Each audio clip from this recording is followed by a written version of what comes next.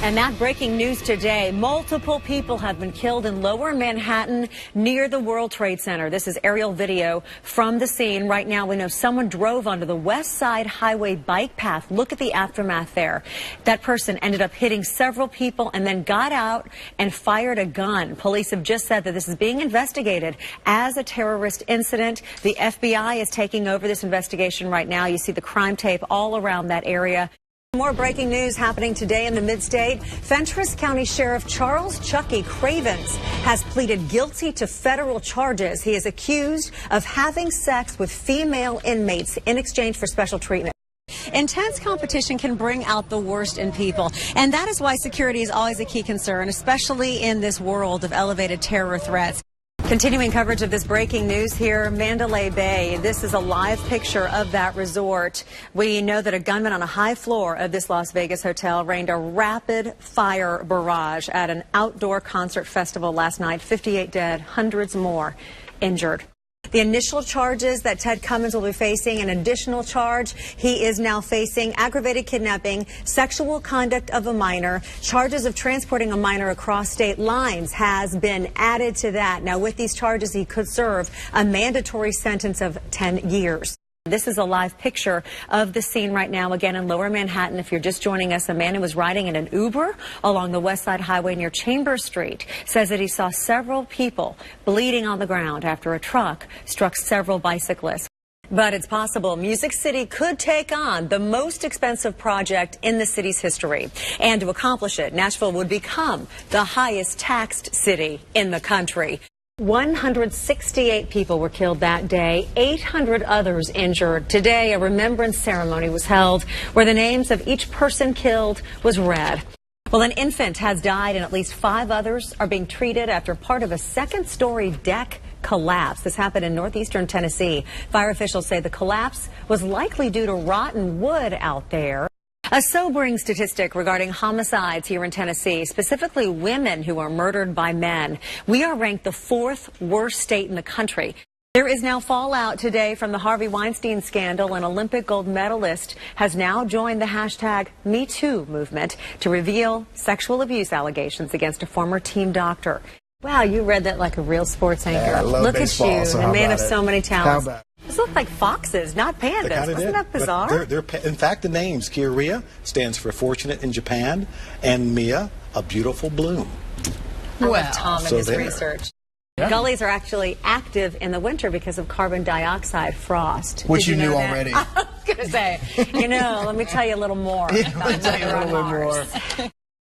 Well, if you are still completely hyped from last night's Preds game, you are not alone. Coming up, you'll meet more members of your tribe.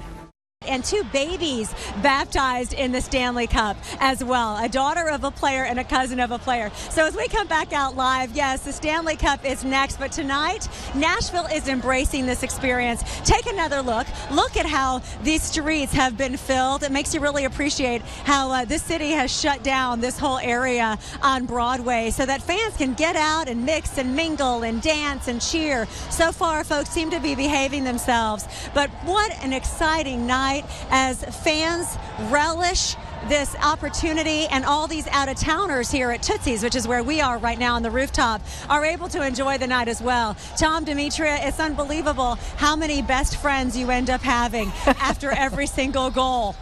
Yes, it is, Edward. I know. I've got my headphones on waiting for the eruption here in just a few seconds. Hold off on our quick interview because this crowd's about to go crazy. And here we go. It's officially a victory, 5-1.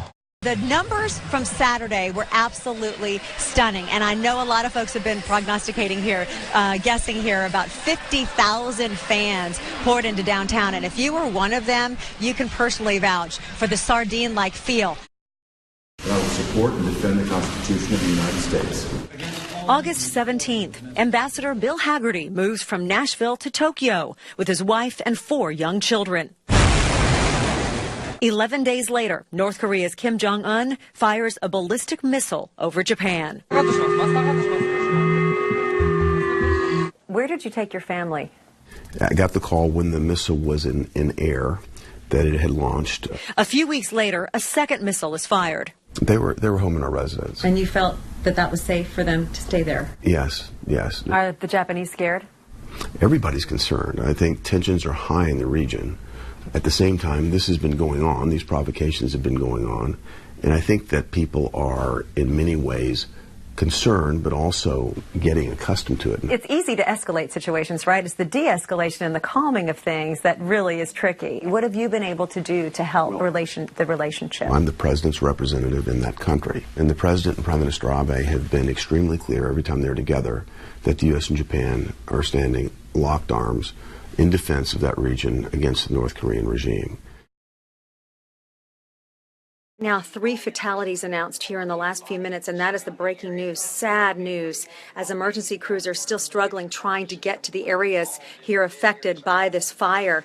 We've got some breaking news on this Gatlinburg fire. As you all remember, these devastating fires back in November killed so many, destroyed thousands, hundreds of thousands of dollars in property. Well, we've got some news today here that's just breaking. First of all, that the 2 teens who were blamed for this fire, charges have been dropped.